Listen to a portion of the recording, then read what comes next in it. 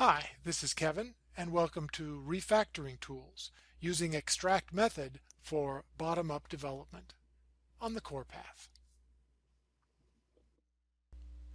We're going to use the refactoring tool Extract method to take a chunk of code that was written as bottom-up, in other words, the details of the code were constructed, and refactor that so that those methods become private methods in the same class as the program method, as opposed to putting them in a different class.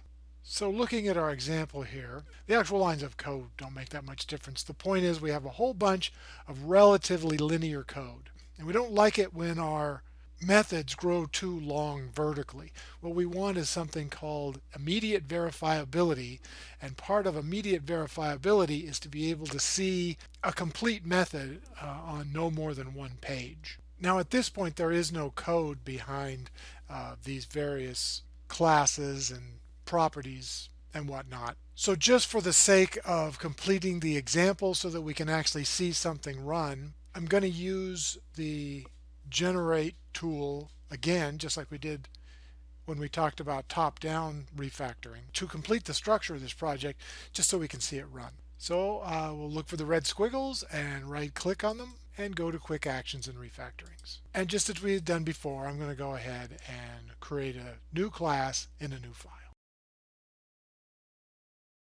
And for the data structures, I'm going to generate a new property in the program class called fields. And here you see it here, and you'll note that the default return type is IEnumerable of field.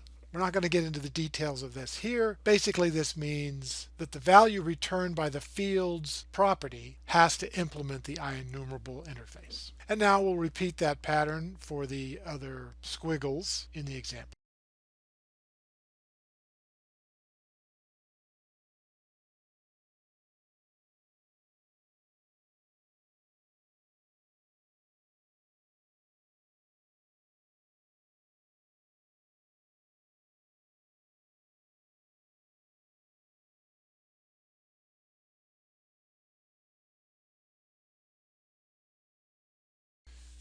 The code will now cleanly compile, but if we run it, we will quickly find out that fields is not set to anything. So we'll make a small modification there to get it to run.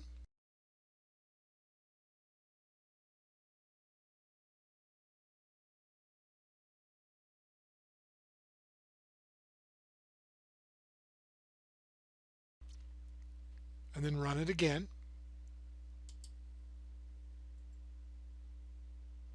And we get all of the output that we're looking for. So we'll close that. And now we're left with the running structure whose main routine was written in a bottom-up sort of fashion and has grown too long as we have developed the code. So what we want to do is apply extract method. So I'll grab the code that I'd like to be in one method. I will select that.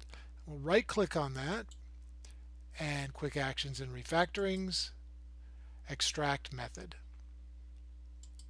Give my new method a name and click apply. And then repeat that for the other sections of the code.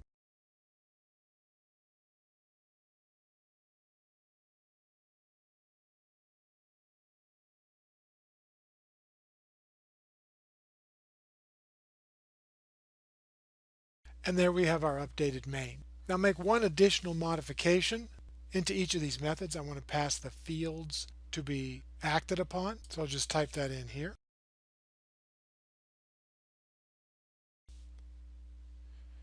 You'll see that the method in question now has a red squiggle. Right click on that, quick actions and refactorings, and it's asking if I want to add a parameter. And in fact, that's exactly what I want to do. So I will.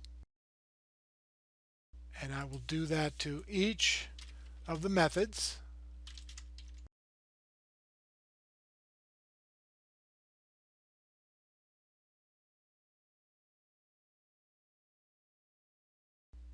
Now in this case I didn't actually need to add that additional parameter because this field, which is itself a property, was visible to these methods. It's just a demonstration of what you can do with the tool So having made the property fields a parameter of plow, plant, tend, and harvest, if I wanted, I could take these properties and convert them into variables and move them into main. So the possibilities are endless.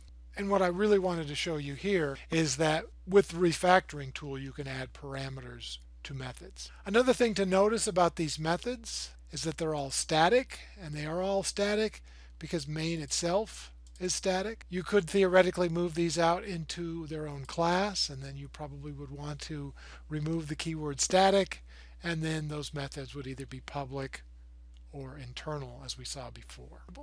In any case, we can now run the project, and we get the same results, but with an improved structure, which is the power of refactoring.